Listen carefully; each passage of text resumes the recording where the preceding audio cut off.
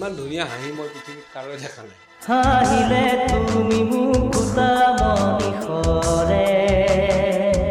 আৰু মই ভাবোঁ কি জুবিন গাৰ্গৰ সৃষ্টিৰাজি মানে জুবিন গাৰ্গৰ অহাকালি জুবিন গাৰ্গৰ যেনেকৈ বিষ্ণু ৰাভা দিৱস পাতে, সংগীতৰ উৎসৱ পাতিলে, সেইটো তেওঁ বিচৰা নাছিল। জুবিনে মানুহৰ মাজত থাকিব বিচাৰিছিল মানুহৰ হৈ কাম কৰি, সৰ্বসাধাৰণৰ কাৰণে কাম কৰি। তেওঁ হাঁহিতেই গম পায়, মানে আমি গম পাওঁ তেওঁ কোনটো হাঁহিত তেওঁ মানে কি ক'ব বিচাৰে।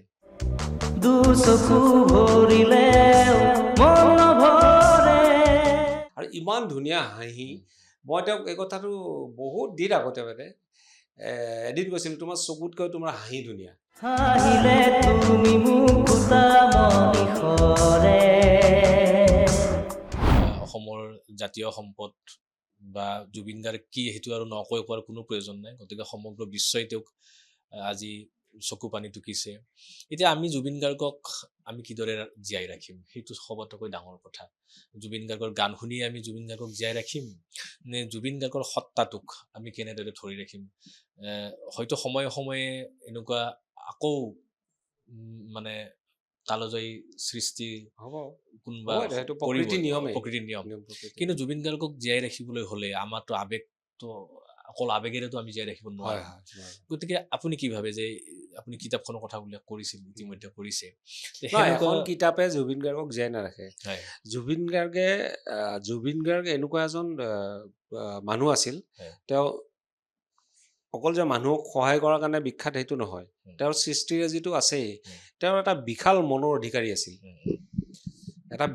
অধিকাৰী আছিল, কোনো কথাতে তেওঁ কেতিয়াও মই কোৱা শুনা নাছিলোঁ। আৰু মই ভাবোঁ কি জুবিন গাৰ্গৰ সৃষ্টিৰাজি মানে জুবিন গাৰ্গৰ অহাকালি জুবিন গাৰ্গৰ যেনেকৈ বিষ্ণু ৰাভা দিৱস পাতে, সংগীতৰ উৎসৱ পাতিলে, সেইটো তেওঁ বিচৰা নাছিল।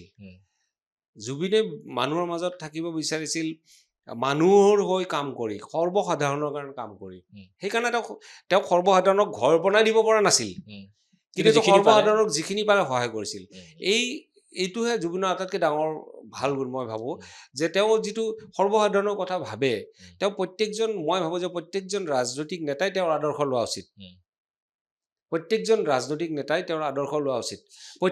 যুৱ নেতাই তেওঁৰ আদৰ্শ লোৱা উচিত। প্ৰত্যেকখন স্কুল কলেজত তেওঁৰ আদৰ্শ লোৱা উচিত।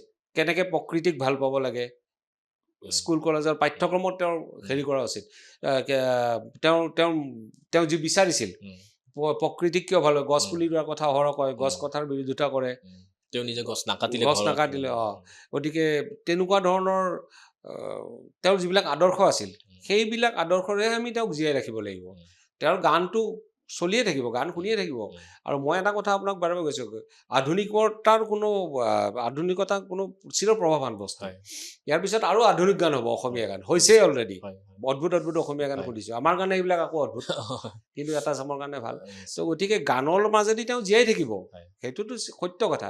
কিন্তু তেওঁৰ যিটো কৰ্মৰাজি আছে, সেই কৰ্মৰাজিখিনি দি আমি তেওঁক জীয়াই ৰাখিব লাগিব। ৰপচন বৰুৱা, আমি বহু কথা পাতিলোঁ।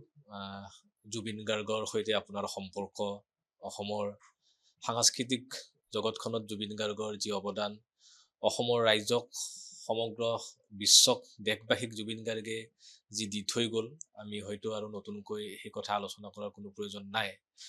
কিন্তু শেষত যদি মই এটা কথা আপোনাক সোধোঁ, যে আচলতে যি শূন্যতা, জুবিন গাৰ্গৰ মহাপ্ৰয়াণৰ লগে লগে যি শূন্যতাৰ সৃষ্টি হ'ল, তেখেতক ভালপোৱা প্ৰতিগৰাকী মানুহৰ বুকুৱে বুকুৱে সেই শূন্যতা বিৰাজমান হৈ আছে। কিন্তু আপোনাক এনে কি কথাই সদায় দুখ দি থাকিব? জুবিন গাৰ্গৰ স্মৃতিয়ে হওক, জুবিন গাৰ্গৰ সৈতে ৰৈ যোৱা কিছুমান কথাই হওক, হয়তো আপোনাৰো কিছু পৰিকল্পনা আছিলে, এনে কি কথাই আপোনাক সবাতোকৈ বেছি দুখ দি থাকিব? পৰিকল্পনাটো বহুত আছিল, কিন্তু কথা হ'ল কি, জুবিনৰ আটাইতকৈ যিটো বস্তু আকৃষ্ট কৰে সেইটো হ'ল তেওঁৰ হাঁহিটো। ইমান ধুনীয়া হাঁহি মই পৃথিৱীত কাৰোৱে দেখা নাই। মানে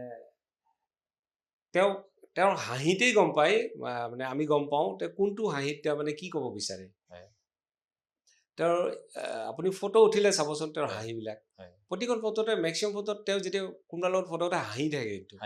আৰু ইমান ধুনীয়া হাঁহি, মই তেওঁক এই কথাটো বহুত দিন আগতে মানে এদিন কৈছিলোঁ তোমাৰ চকুতকৈ তোমাৰ হাঁহি ধুনীয়া, তেওঁৰ অন্তৰৰ ধুনীয়াখিনি তেওঁৰ হাঁহিটোত ওলাই যায়। তেওঁৰ হাঁহিটোত ওলাই যায়। সৰলতাটো সৰলতা তেওঁ যেতিয়া এনেকে কোনোবা কান্ধত ধৰি ফটো হয়, হাঁহি হয়। উঠে চাব আপুনি, হয়। তেওঁৰ সৰলতাটো হাঁহিটোত প্ৰকাশ পায়। হয়। এইটো তাৰ মানে স্বৰ্গীয় হয়। ডিভাইন বস্তু। আৰু এতিয়া যিটো মুহূৰ্তত তেওঁক মই মিছ কৰোঁ, মোৰ সেই হাঁহিটো বিভিন্ন স্থানত তেওঁ হাঁহি মাৰি কোৱা কথাবিলাক হাঁহিটোহে মোৰ মনত পৰে। আৰু তেতিয়া মোৰ একদম শোকে খুন্দা মাধ্যম মই ক'ব নোৱাৰোঁ কাকো, কিন্তু মই অফিচত কাম কৰি থাকোঁতে বা কোনোবাৰ লগত কথা পাতি থাকোঁতে মোৰ সেই হাঁহিটো কিয় বা ইমান আকৃষ্ট কৰিছিল মই নাজানো। কিন্তু মই ভাবোঁ তেওঁৰ দৰে পবিত্ৰ এনেকুৱা স্বৰ্গীয় ডিভাইন হাঁহি প্ৰতিখন ফটোতে হওক বা ব্যক্তিগতভাৱে লগ পোৱা সময়তো যেতিয়া তেওঁ হাঁহিছিল, মই সেইটো মুগ্ধ হৈ চাই আছিলোঁ।